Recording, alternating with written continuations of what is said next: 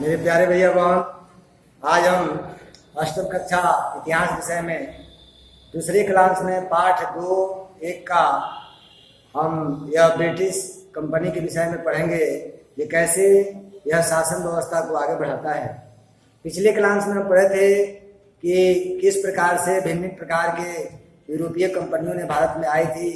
वह पुर्तगाली थे, डच कंपनी थी, फ्रांसीसी कंपनी थी, ब्रिटिश कंपनी थी। और अंग्रेजों ने जब भारत में अपनी कंपनी को लेकर आया तो कैसे उसके साथ संघर्ष किया और डचों को, पुर्तगालियों को यहाँ से भगाया, परास्त किया। लेकिन फ्रांसीसियों को यहाँ से भगाने में और परास्त करने में उसे बहुत मशक्कत करना पड़ा, बहुत युद्ध करना पड़ा और बहुत मशक्कत के बाद यह फ्रांसीसी कंपनी भारत से उसको परास्त हुई थी। आगे भारत में अपने पांव पसारने के लिए अंग्रेजों ने बंगाल के भिन्न भिन्न नवाबों को अपने कब्जे में लेना, अपने अनुसार चलाने का कार्य किया और अपनी कठपुतली बना करके वह वहाँ के नवाबों को शासन कराया। और जब बंगाल पर उसका शासन व्यवस्था कायम हो जाता है, प्रथम यह व्यवस्था जो है उसके शासन व्यवस्था को अपने हाथ में लेने का था। प्लासी के युद्ध 1757 और बक्सर के युद्ध 1764 में जब अंग्रेजों के द्वारा भारत में यह अपनी व्यवस्था को आगे बढ़ाने और कर सुनने का जब अवसर मिल गया तो व्यवस्थित रूप से एक व्यापारी से वह शासन बनना शुरू कर दिया। आगे आज हम पढ़ेंगे यह ब्रिटिश शासन के यह जो विकास का प्रथम चरण है वह कैसे शुरू होता है उसको देखेंगे। जैसे यह ब्रिटिश शासन का विकास एवं विस्तार 1767 ईस्वी से 1805 ईस्वी तक, 1767 से 1805 के बीच में जो भिन्न भिन्न प्रकार के युद्धों को वह करते हुए अपने विकास को आगे बढ़ाने का कार्य करता है, उसमें मैसूर युद्ध, मराठा युद्ध है, जिसमें मैसूर युद्ध में अन्य राजाओं के साथ वह कैसे संघर्ष करते हुए अपनी विधि व्यवस्था को कायम करा देता है और मराठा युद्ध में भी मराठाओं के साथ संघर्ष करके वह किस प्रकार अपने रणनीति को चलते हुए अपनी व्यवस्था को कायम करता है, इसको देखेंगे। जैसे बक्सर के युद्ध के परिणाम को पढ़े थे, प्लासी के युद्ध के परिणाम को पढ़े थे, आज हम देखेंगे यह 1767 से 1805 के बीच में इस शासन व्यवस्था को आगे कैसे बढ़ाया गया। जैसे देखेंगे हम व्यवस्थित रूप से बताया गया है कि यह जो मैसूर युद्ध है, इसमें प्रथम मैसूर युद्ध जो होता है, मैसूर के राजा की मृत्यु के बाद उसके सेनापति हैदर अली ने गद्दी पर अपना कब्जा जमा लेता है और उसके बाद 1767 ईस्वी में पहला मैसूर युद्ध हुआ, जिसमें हैदर अली ने ईस्ट इंडिया कंपनी की सेनाओं को वह परास्त करते हुए आगे बढ़ती है और 1769 ईस्वी में मद्रास पर कब्जा कर लिया। 1769 ईस्वी में हुए एक संधि के तहत दोनों पक्षों ने एक दूसरे के बीच जीते हुए प्रदेश वापस कर दिया। आगे फिर देखते हैं द्वितीय मैसूर युद्ध, जिसमें 1771 ईस्वी में जब मराठों ने हैदर अली पर आक्रमण करता है तो अंग्रेजी सरकार की मदद के लिए उसके नहीं आते हैं और इसके अतिरिक्त अंग्रेजों ने फ्रांसीसियों से माहे के का बंदरगाह भी छीनता है। तृतीय मैसूर युद्ध में हम देखते हैं कि किस प्रकार मंगलौर की संधि अंग्रेजों एवं टीपू दोनों के लिए युद्ध विराम के एक अधिक कुछ नहीं थी, और क्योंकि दोनों ही शिक्षण में दक्षिण ने अपनी सर्वोच्चता के दावे को तय करने के लिए लाए थे। चतुर्थ मैसूर युद्ध में देखते हैं कि लॉर्ड वेलेस्ली बंगाल के गवर्नर जनरल था और टीपू तृतीय मैसूर युद्ध में हुए हार का बदला लेने के लिए कृत संकल्प था और टीपू के इरादे ढांपने में समय नहीं लगता है उसको, इसलिए उसने निजाम और मराठों के साथ हुए त्रिभुज संधि को पुनर्जीवित कर देता है।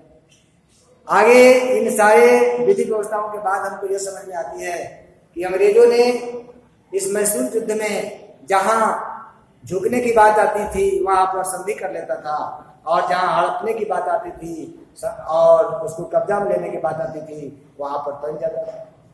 जिस बात को मैं पहले ही बताया था कि अंग्रेज के पास एक बहुत बड़े तौर तरीका था, जिन तौर तरीकों के आधार पर वह इन सारे विजयों को प्राप्त करते रहा।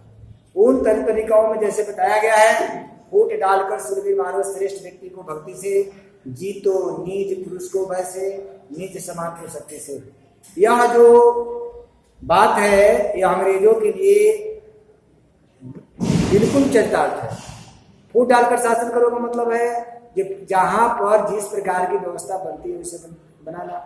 जैसे फूट डालकर सुर भी मारो, जो महान लोग थे, बहुत बहादुर लोग, जो आपस में लड़ा देता था, इसलिए कहा गया फूट डालकर सुर भी मारो। सुरवीर मतलब बहादुर लोग।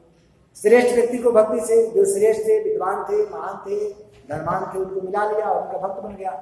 उनको सूबेदार बना दिया, तहसीलदार बना दिया, जगीरदार बना दिया, भिन्न भिन्न प्रकार के पदों को दे दिया और कहा कि आप के मार्गदर्शन में हम चलेंगे, आप मेरे साथ रहेंगे। इसलिए श्रेष्ठ व्यक्ति का भक्त बन गया। जो कमजोर थे उनको डरा धमका करके जीता, और जो बराबरी में थे उनके साथ लड़ करके उन पर विजय प्राप्त कर। ऐसी नीति, वह मैसूर युद्ध हो, मराठा युद्ध हो या कर्नाटक युद्ध हो, सभी युद्धों के में ऐसी ही नीतियों को अपना करके वह अपने आप को आगे बढ़ाने का काम किया। आगे देखते हैं मराठा युद्ध। 18वीं शताब्दी के मध्य तक मराठे अत्यधिक शक्तिशाली हो चुके थे। शिवाजी के नेतृत्व में ये मराठे जो है बहुत मजबूत हो गए थे और इन 1761 में पानीपत का तृतीय युद्ध में अफगान शासक अहमद शाह अब्दाली के हाथों पराजय से उसकी शक्ति को आघात पहुंचती है। उसके आगे हम देखते हैं, इस मराठा युद्ध के बाद फिर आगे की बात आती है। उसमें मुख्य रूप से देखते हैं कि सन 1805 ईस्वी से 1856 के बीच दूसरे विकास का, 1805 ईस्वी से 1856 ईस्वी तक यह जो है विकास का दूसरा चरण है। विकास के दूसरे चरण में यह भिन्न प्रकार की प्रक्रियाओं के माध्यम से वह आगे बढ़ता है, जिसमें पुराने राज्यों का महत्व समाप्त कर देना। द्वितीय चरण में सिखों का उदय दिखाई पड़ता है। आगे बात आती है, अंग्रेजों की निगाह भारत से बाहर दी जाती है। भारत में जब अंग्रेज शासन कर रहा था तो ऐसी बात नहीं है कि सिर्फ भारत में ही वह शासन करते रहे और बस इतना ही में सिमट कर रह जाए। मेरे प्यारे भैया बहन, आपको यह ज्ञात होना चाहिए कि अंग्रेज जो है बहुत बड़ा महत्वाकांक्षी था।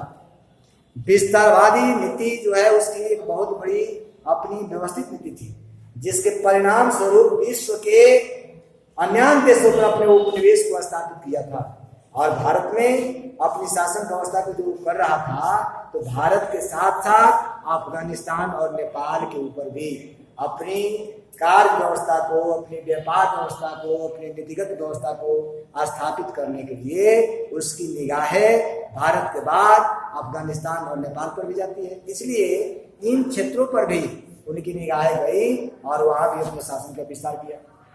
आगे बात आती है अंग्रेजों की निगाहें भारत के अलग अफगानिस्तान, नेपाल, बर्मा पर जाने के साथ साथ आगे और बातें बदलती है यह कि अंग्रेजों ने अधिकाधिक क्षेत्रों पर अधिकार करने के लिए विभिन्न बहाने खोज निकाले। कहा जाता है कि कोई व्यक्ति डायरेक्ट रूप से अगर किसी पर आक्रमण करने का कोई अवसर नहीं मिलता है तो भिन्न भिन्न प्रकार के बहाना को ढूंढता है, और अंग्रेज जो था वो बहाना ढूंढने में माहिर था। किसी न किसी एन प्रकार का कोई न कोई बहाना ढूंढ लेता था और बहानों के आधार पर वह अपना आक्रमण कर देता था, जिसमें इन बहानों में बहुत सी बातें आई है।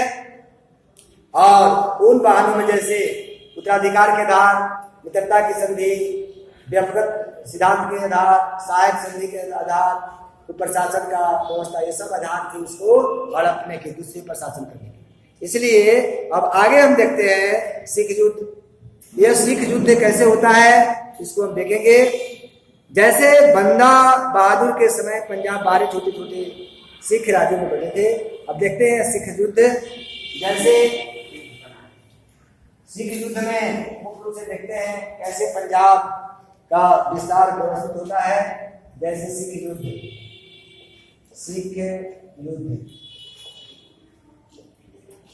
आप सबों को पता है, अभी जो पंजाब है, आज भी पंजाब में सिखों की, पंजाबी लोगों की बहुलता अधिक है, और उस समय भी पंजाब के ऊपर सिखों का वर्चस्व था। इसलिए 12 छोटे छोटे सिख राज्यों में पंजाब बटे हुए थे और मिस्र भी कहा जाता था। 1802 ईस्वी में रणजीत सिंह स्वयं को अमृतसर का प्रमुख बना लिया और 1806 ईस्वी तक वह पंजाब के सर्वाधिक शक्तिशाली शासक बने रहे। और उनकी बहादुरियों के चलते उन्हें बहुत बड़ी एक शेर की उपाधि उनको वहां के लोगों ने दिया था, इसलिए पंजाब का शेर भी उनका लाते थे। महाराजा रणजीत सिंह ने जानबूझकर अंग्रेजों के साथ संघर्ष को टाल दिया करते थे, इसलिए टाल दिया करते थे कि अपनी शक्ति संयम करने के लिए, शक्ति को बढ़ाने के लिए कभी कभी मौन भी रहना पड़ता है। जैसे मैं बताया, आप लोग भी जानते हैं कि महाभारत में पांडवों को वनवास और अज्ञातवास के समय में भी अपनी शक्ति को बढ़ाने के क्रम में छुप करके भी 1 वर्ष तक अज्ञातवास में रहे थे, और उस अज्ञातवास की अवधि में भी अपनी शक्ति का संचय बहुत किए थे, जिसका प्रदर्शन महाभारत के युद्ध में देखने को मिला। अगर वह छुप कर अपने शक्ति का वह विस्तार नहीं किए होते अज्ञातवास में, और उस अज्ञातवास में वो दिखाई पड़ जाते या पकड़े जाते, तो फिर से उनको परेशानियां बढ़ जाती। इसी प्रकार रणजीत सिंह ने भी बीच बीच में अंग्रेजों ने भिन्न भिन्न प्रकार के तौर तरीकों से उकसाता था, युद्ध करने के लिए ललकारता था, लेकिन अपने समय को जब वह देखते थे कि अभी हम उतने सबल नहीं हुए हैं, व्यवस्थित नहीं हुए हैं, ताकतवर नहीं हुए हैं, तो वह चुप रह करके अपने संयम को के साथ अपनी शक्ति को बढ़ाते रहते थे। आगे इस विषय वस्तु को जो 4-5 भागों में बांट करके विभिन्न वाहनों के आधार पर कब्जा करने की बात जो बताया गया है, उसको मैं बताया ही। इस उत्तराधिकारी के युद्ध का लाभ उठा करके उन्होंने भरतपुर को हड़प लिया, मित्रता की संधि के आधार पर उन्होंने सिंधुपुर का, व्यक्तिगत के सिद्धांत के आधार पर उन्होंने 17 जैतपुर, संबलपुर, उदयपुर, नागपुर, झांसीपुर हड़पा, सहायक संधि के द्वारा हैदराबाद और प्रशासन के आधार पर वह अवध को हड़प लेता है। इसलिए ये सारी बातें जो है यह इस विषय वस्तु की मुख्य बातें हैं। यह पाठ में यही सारी बातें हैं। दूसरे क्लास में आप लोगों ने इसको सुना, फिर आगे इस विषय वस्तु के व्यवस्थित रूप से पढ़ करके और इसका प्रस्तुत बनाकर लाएंगे।